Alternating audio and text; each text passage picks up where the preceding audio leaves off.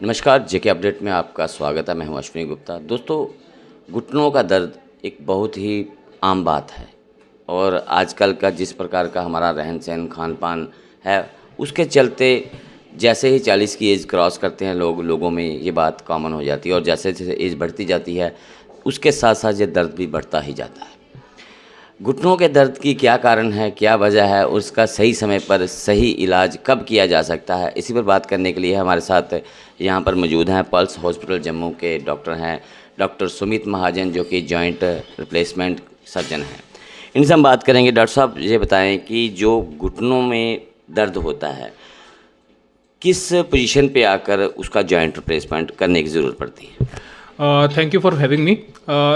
सबसे पहले हमें ये पता चलना चाहिए कि घुटने ख़राब कैसे होते हैं और घुटने ख़राब दिखते कैसे हैं। जैसे ये हमारा नॉर्मल जॉइंट होता है, इसमें ये कार्टिलेज जो है बिल्कुल साफ़ सुथरा कार्टिलेज है ना। तो आस्ता आस्ता क्या होता है कि ये कार्टिलेज जो है ख़राब होना शुरू हो जाता है। आप देख रहे हैं इसमें जैसे ज़ख़म बन गए हुए हैं, और ये ज़ख़म अगर जब ज़्यादा हो जाते हैं तो क्या होता है कि ये इस तरह से घुटना हो जाता है और पेशेंट चल नहीं पाता, उसको दर्द बड़ी ज़्यादा होती है, घुटने टेढ़े हो जाते हैं और वो ज़मीन पे पैर नहीं रख पाते और उनकी ज़िंदगी ऑलमोस्ट नेग्लिजिबल ज़िंदगी होती है, टॉयलेट जाने तक उनको प्रॉब्लम होती है। अब ये होता किस किस वजह से है? सबसे वजह तो होती है कि बुढ़ापा, एज, हड्डियाँ कमज़ोर होना। जैसे फीमेल्स में हड्डियाँ बड़ी ज़्यादा कमज़ोर होती हैं, उसके कारण जो है आपके घुटने, आपकी हड्डियाँ कमज़ोर हो जाती हैं और ज़ख़म अंदर बनना शुरू हो जाते हैं और घुटने टेढ़े हो जाते हैं। कभी कभी गठिया भी होता है, जैसे गठिया बाफ की बीमारी होती है, जैसे रूमेटाइड आर्थराइटिस हो गया। कभी कभी किसी को यंग एज में चोट लग जाती है घुटने की और उसका फ्रैक्चर अच्छे तरीके से हील नहीं होता, तो उसके में भी घुटना ख़राब हो जाता है, तो उसमें भी हमें नी रिप्लेसमेंट की सर्जरी की ज़रूरत पड़ सकती है, जहाँ घुटना ख़राब होने के कारण हमारे घुटने में दर्द हो सकती है।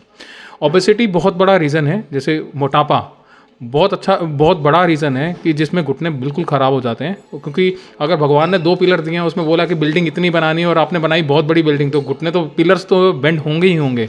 तो वो मोटापा भी एक बहुत बड़ा रीज़न है। उसके कारण जैसे उनका रहन सहन ख़राब हुआ, खाना पीना ख़राब हुआ, ज़मीन पे बैठना, उतने वज़न में आप ज़मीन पे बैठोगे तो 5 गुना वज़न पड़ेगा आपके घुटनों पे। तो जब घुटने ख़राब, ओबेसिटी के कारण भी आपके घुटनों को ज़्यादा असर पड़ेगा और घुटने ख़राब होंगे। ये सब रीज़न है। तो डॉक्टर साहब, इसका जो सही समय है, इसका क्या, पहले तो हम बात करते हैं कि घुटना आपने कहा जिससे कारण है ख़राब होने का, तो इसका बिना सर्जरी के भी क्या इलाज संभव है? देखिए, घुटनों की स्टेजिंग होती है। जैसे मैंने आपको पहले बताया कि ये एक स्टेज 1, ये नॉर्मल घुटना है बिल्कुल साफ़ सुथरा। ये एक स्टेज 2 है, इसमें थोड़ा ख़राब हुआ है, और ये स्टेज 3 है, इसमें बिल्कुल ख़राब हो चुका है। जब स्टेज 1 घुटना ख़राब होता है, अभी घुटनों में इतना ज़्यादा ज़ख़म नहीं बने हुए हैं, अभी इस कंडीशन में हम पेशेंट को बचा सकते हैं। कैसे बचा सकते हैं? हम घुटनों में कुछ ग्रीस बनाने वाली दवाइयाँ दे सकते हैं, कोलेजन दे सकते हैं। हम पेशेंट को बोल सकते हैं अपना वज़न कम करने के लिए, उनको साइकिलिंग, आधा घंटा वॉक, एक्सरसाइजेज, वर्जिश, ये सब बोल सकते हैं करने के लिए। तो उससे जो है ये घुटने को हम बचा सकते हैं। दूसरी चीज़, हमारी हड्डियाँ कमज़ोर रहती हैं। अभी आप देखो 90% लोगों को विटामिन डी की कमी है। आप अपना रैंडमली टेस्ट करवाओ, अगर आपने विटामिन डी नहीं लिया होगा, आपको भी कमी आएगी, मेरे को भी कमी आएगी। तो मैं तो रेगुलरली हर साल में एक बार विटामिन डी का इंजेक्शन तो लगवाता ही लगवाता हूँ, क्योंकि कम से कम विटामिन डी की ऑप्टिमल रेंज होती है 30 से लेकर 60 तक आपका नॉर्मल होना चाहिए। आप रैंडमली सबके करवाओ, आजकल 20, 25, 17, 18 होते हैं। उससे क्या होता है, पूरे शरीर में दर्द शुरू हो जाती है, हड्डियां कमज़ोर होना शुरू हो जाती हैं, घुटने जो हैं वो बेंड होना कम हो जाते हैं, घुटनों में भी दर्द शुरू हो जाती है, आप कोई एक्सरसाइज नहीं कर पाते हो। तो ये सारी चीज़ें जो हैं ये ऐड ऑन करती हैं आपके घुटनों को ख़राब करने में। तो इस कंडीशन में अगर आप विटामिन डी, कैल्शियम, आप 2 पेशेंट्स को, स्पेशली फीमेल्स को जिनको कैल्शियम की कमी ज़्यादा रहती है, और आप घुटनों को ग्रीस बनाने वाली गोली दो और उनको बोलो कि अच्छी लाइफस्टाइल जिए, अपना वज़न कम कीजिए, तो हम बचा सकते हैं उसको। लेकिन अगर आप ऑलरेडी उस स्टेज में पहुंच गए हो कि भाई इसमें घुटने बिल्कुल, आपके एक्सरे में आपको खुद ही पता चल जाएगा, बिल्कुल एक्सरे, हमारे ऑर्थोपेडिक्स में क्या होता है कि लेमन लैंग्वेज है, आप भी देखोगे आपको भी पता चल जाएगा भाई घुटने ख़राब हैं। तो जब घुटने साथ में जुड़ जाते हैं, बिल्कुल इस तरह से टेढ़े हो जाते हैं और साथ में जुड़े हुए होते हैं, तो उस स्टेज में इसको सिर्फ रिप्लेसमेंट सर्जरी से ही ठीक किया जा सकता है। रिप्लेसमेंट सर्जरी के बारे में हम आगे बात करेंगे with the course of time. ये मैं एक्सप्लेन भी करना चाहता हूँ कि रिप्लेसमेंट का मतलब ये नहीं होता कि आप दिल की रिप्लेसमेंट कर रहे हो, या किडनी की रिप्लेसमेंट कर रहे हो, या आप कोई और चीज़ की रिप्लेसमेंट कर रहे हो। ये मिसनोमर है। घुटने में सिर्फ कैप चेंज होती है, घुटने की हमेशा कैप चेंज होती है, घुटना नहीं चेंज होता। घुटना आप ही का रहता है, उसके ऊपर कैप चढ़ाते हैं हम। डॉक्टर साहब, ये यहाँ पर अगर बात की तो जम्मू कश्मीर में ऐसी भी मान्यता है कि अगर जब भी किसी को जॉइंट रिप्लेसमेंट करवाना होता है, केन रिप्लेसमेंट करवाना है, तो वो बाहर की तरफ, पंजाब की तरफ भागते हैं। तो जम्मू पर उनका विश्वास नहीं बैठ पाता है, या यहाँ के डॉक्टरों पर इतना फेथ नहीं बैठ पाता है। तो जहाँ तक हमारी नॉलेज है, करीब 7,000 के करीब आपने अभी तक जॉइंट रिप्लेसमेंट कर दिए हैं। लेकिन बहुत से लोगों में ये धारणा भी है कि जॉइंट रिप्लेसमेंट होने के बाद भी आदमी प्रॉपरली अपने पाँव पे नहीं चल पाता, उसे छड़ी या वॉकर का सहारा लेकर ही चलना पड़ता है। तो ये कितना सही है? सर, आपने ये बड़ी अच्छी बात बोली। इस मामले में मैं भी आपके सहमत हूँ कि यहाँ के लोग जो हैं, यहाँ के डॉक्टर्स के ऊपर बिलीव नहीं करते। इसका सबसे बड़ा उदाहरण मैं हूँ। मैं बोल सकता हूँ कि I am son of soil of this area. मैं इधर से ही पढ़ा हूँ, मेरी एमएस भी यहाँ से ही है। लेकिन उसके बाद मैं बाहर चला गया ये आर्ट सीखने के लिए। जब तक हमने एमएस की थी तब तक ये वाला आर्ट इधर अवेलेबल नहीं था, जहाँ ये वाली टेक्नोलॉजी इधर आई नहीं थी। फिर मैंने ऑल इंडिया इंस्टीट्यूट से ट्रेनिंग ली, सफदरजंग हॉस्पिटल से ट्रेनिंग ली। मैं 6 महीने जर्मनी गया। मैंने अपनी जॉइंट रिप्लेसमेंट में एमएस, डीएनबी, एमसीएच की। मैं 3 बार डबल पोस्ट ग्रेजुएट और एमसीएच ट्रेंड ऑर्थोपेडिक सर्जन हूँ। मैं पिछले 8 कंट्रीज़ में घूम के आया हूँ सिर्फ जॉइंट रिप्लेसमेंट, नेविगेशन और रोबोटिक सर्जरीज को सीखने के लिए। तो आपकी जो, फिर मैं आपके सवाल में आता हूँ कि ये हम इधर कर नहीं पाए। और पिछले 7 साल से मैं अमृतसर में रह रहा हूँ। और अमृतसर के लोगों, मेरे पेरेंट्स इधर रहते हैं, मैं इधर का ही हूँ, जम्मू की सेवा क्यों नहीं कर रहा था। तो इस साल, 1 साल पहले हमने जम्मू में सारे हॉस्पिटल्स ढूंढे। अब पल्स हॉस्पिटल के साथ हमारा कोई टाई अप हुआ और कुछ चेंजेस हमें करवानी पड़ी इस हॉस्पिटल में भी। इनके थिएटर्स अच्छे थे, बट इनको कंसेप्ट नहीं था कि ये मॉडुलर ओटीज होते क्या हैं, जिसमें टेम्परेचर जो है 18 डिग्री होना चाहिए। हम जब जॉइंट रिप्लेसमेंट करते हैं तो टेम्परेचर सिर्फ 18 डिग्री ही होता है। 18 डिग्री से कम ही रहना चाहिए, नहीं तो इन्फेक्शन होने के चांसेस बड़े ज़्यादा होते हैं। कुछ थिएटर, मैं नाम नहीं लेने जाऊँगा इधर हॉस्पिटल्स में, क्योंकि मैंने उधर भी काम किया हुआ है। उधर हीटर लगा के थिएटर में बैठते हैं। हीटर लगा ही नहीं सकते आप थिएटर में, क्योंकि लैमिनार एयर फ्लो चलता है। तो ये चीज़, साफ़ सुथरा इन्वायरमेंट, अच्छे इम्प्लांट। पहले क्या था कि जम्मू में आप बाहर से इम्प्लांट ला नहीं सकते थे, बिकॉज आपको एक लखनपुर में एक बैरियर रखता था। मुझे अभी भी याद है, आज से 5 साल पहले मैंने एक नी रिप्लेसमेंट करना था, उसको लखनपुर में रोक लिया। 25-26 लाख रुपए की इन्वेंट्री वेंडर की उधर रुक गई। वेंडर कहता मैं सामान ही नहीं दूंगा। अभी मेरा सारा सामान चंडीगढ़ से आ रहा है, इधर आ रहा है, सामान आता है, बंदे आते हैं, सर्जरी करवाते हैं और चले जाते हैं। इम्प्लांट की कोई शॉर्टेज नहीं है। हॉस्पिटल अच्छा मिल गया, साफ़ सुथरा इन्वायरमेंट है। प्लस एक जो सबसे बड़ी फैसिलिटी आई है, वो हम उसके लिए थैंक्स टू मोदी सरकार बोलेंगे, जो आयुष्मान भारत, जो गोल्डन कार्ड की फैसिलिटी आई है, जिसमें गरीब से गरीब बंदा और अमीर से अमीर बंदा भी अपनी सर्जरी की फैसिलिटी इधर ले सकता है जम्मू कश्मीर में। वो चीज़ हो रही है। और जम्मू कश्मीर जो है आज की डेट में, मैं आपको लिख के देता हूँ, मैंने अमृतसर में काम किया है, मैंने पंजाब में, पूरे पंजाब में काम किया, मैंने दिल्ली में काम किया है। जितनी फर्टाइल सॉइल और जितनी अच्छी काम मेडिकल फैटर्निटी में जम्मू कश्मीर में आने वाले टाइम में होने वाला है, और किसी भी स्टेट में नहीं होएगा। पहली चीज़। दूसरी चीज़, ट्रांजिशन तो आएगा, पहले तो भरोसा नहीं होगा। अब आस्ता आस्ता, जैसे हमने जनवरी में शुरू किया, अभी तक हम 150 जॉइंट कर चुके हैं आज की डेट में। तो पहले तो एक भी नहीं होता था, अगर होता था तो 3 या 4 होते होंगे पूरे साल में। 150 जॉइंट एक ही इंस्टीट्यूशन में होना एक बहुत बड़ी बात है। तो ऐसा नहीं है कि लोगों को भरोसा नहीं है, पहले फैसिलिटीज़ नहीं थी, अब फैसिलिटीज़ आ गई हैं, और आपके माध्यम से हम लोग बता भी रहे हैं कि ये फैसिलिटीज़ आई हैं, और लोगों को भी पता चलेगा कि ये फैसिलिटी आई हैं। सो उससे जो है लोगों को फ़ायदा ही होगा। अपनी स्टेट में, अपनी जगह पे आप इतनी बड़ी सर्जरीज करवा रहे हो, और रिजल्ट्स बड़े अच्छे हैं।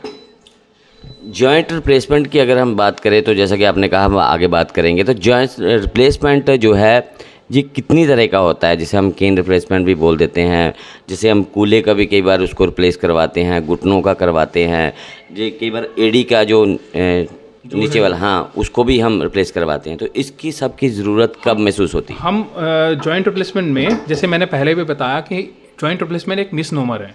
जैसे मैंने बताया, ये वाला घुटना पूरा ख़राब है, ये बिल्कुल ख़राब है, बिल्कुल ख़त्म।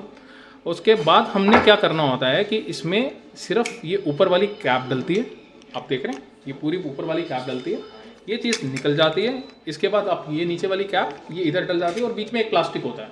ये प्लास्टिक पहले डिफरेंट क्वालिटी का होता था। जैसे हम अच्छी कंपनी का प्लास्टिक डालते हैं, और जो भी कंपनी का प्लास्टिक डालते हैं यूएसए FDA अप्रूव्ड होता है। ये कम से कम 20-25 साल ये चल जाता है। अगर पेशेंट का वजन ज़्यादा नहीं है, एक्सरसाइज रेगुलरली कर रहा है, ज़मीन पे नहीं बैठ रहा है, बहुत ज़्यादा ज़मीन पे नहीं तैर रहा है, तो ये प्लास्टिक काफ़ी देर तक चलता है। ना प्लास्टिक में घिसना है, ना इसने घिसना है, ना स्टील ने घिसना है, ना ऊपर वाले स्टील ने घिसना है, ना नीचे वाले स्टील ने घिसना है, घिसना प्लास्टिक ने है। तो जितनी अच्छे तरीके से आप अपने घुटने को रखोगे, जैसे गाड़ी को जितनी अच्छे तरीके से आपने मर्सिडीज़ ले ली और मर्सिडीज़ को अच्छे तरीके से नहीं लेगा, खेतों में ले गए तो वो भी ख़राब होगी। तो वैसे ही चीज़ आपने नी रिप्लेसमेंट सर्जरी का ये आपका घुटना तो नहीं बनने वाला, बट आपका जो जख्म है वो ख़त्म हो जाएगा, यानी कि दर्द जो है वो ख़त्म हो जाएगा लोगों का। बिल्कुल खत्म हो जाएगा। प्लस आपकी एक नई लाइफ मिलती है सर। आप नी रिप्लेसमेंट वाले पेशेंट्स को, जो हमने अभी जितनी भी नी रिप्लेसमेंट की हैं, आप जैसे बता भी रहे थे 7,000 नी रिप्लेसमेंट कर चुके हैं, कुछ पंजाब में, कुछ इधर जम्मू कश्मीर में। आप उनको पहचान नहीं सकते कि उनकी सर्जरी हो रखी है। 1.5 से 2 महीने के बाद आपको पता नहीं चलेगा कि उनकी सर्जरी होगी। सर्जरी के बाद अब हमारी धारणा क्या होती है, पता नहीं लैट्रिन बाथरूम हमने बेड पे तो नहीं करना पड़ेगा नी रिप्लेसमेंट के बाद। आप सर्जरी सुबह करो और 6 घंटे के अंदर अंदर चल सकते हो आज की डेट में, पहली चीज़। दूसरी चीज़, आप अगले दिन वॉकर के साथ चल रहे होगे, तीसरे दिन आप स्टिक के साथ चलते हो, आप टॉयलेट सीट पे खुद जाते हो, चौथे 5वें दिन आपको छुट्टी दे देते हैं अस्पताल से। उसके बाद आपको कोई इंजेक्शन, 2 दिन सिर्फ इंजेक्शन लगाते हैं, IV एंटीबायोटिक्स, उसके बाद कोई इंजेक्शन नहीं लगाते, सारा मुंह के रास्ते दवाई चल रही होती है। 2 हफ्ते में आपके टाँके निकल जाते हैं और आप छड़ी से ही चल रहे होते हैं। और कभी कभी हम 2 हफ्ते में छड़ी भी छुड़वा देते हैं। मैक्सिमम पेशेंट आजकल 2 हफ्ते में छड़ी छोड़ के ही चलते हैं। 1 महीने में आप सीढ़ियाँ चढ़ो, उतरो, साइकिल चलाओ, सब कुछ करो, और आपको दर्द, अकड़ाहट, भारीपन, क्योंकि आपको पता है कोई भी सिंपल सर्जरी सिजेरियन भी करवाया जाए तो तब भी आपको 1 महीने तक दर्द रहती है। वही सेम 1 महीने की दर्द जो है, दर्द मीठी मीठी दर्द जो होती है, वो आपको 1-1.5 महीने तक रहती है। उसके बाद आप अपनी सीढ़ियाँ चढ़ो, उतरो, 2-2.5 महीने में अपनी सर्जरी एंजॉय करते हो, बाहर चक्कर लगाते हो, जो आप बाथरूम तक नहीं जा सकते वो आधा घंटा वॉक करते हो, साइकिल चलाते हो। लेकिन मैं अपने सारे पेशेंट्स को एक चीज़ बोलता हूँ, आपको एक्सरसाइज करनी ही पड़ेगी। अब वो बोलते हैं कि मेरे को फार्म पड़ गया है भाई, मेरे को एक्सरसाइज करनी है। एक्सरसाइज तो भाई मैं भी करता हूँ, आप भी करते होगे। वर्जिश करना बहुत ज़रूरी है। वर्जिश नहीं करोगे तो आपकी बॉडी ठीक नहीं रहेगी। तो हमने नी रिप्लेसमेंट किया हुआ है, वज़न कम भी करवाना है पेशेंट का, कैल्शियम भी देना है, सब कुछ देना है, तो वर्जिश उनको करनी पड़ेगी।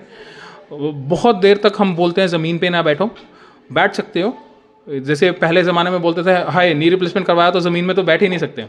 अभी मैंने आपको वीडियोस के माध्यम से भी दिखाया कि बिल्कुल नी रिप्लेसमेंट में भी नीचे बैठ सकते हैं, लेकिन रेगुलरली नहीं बैठना है।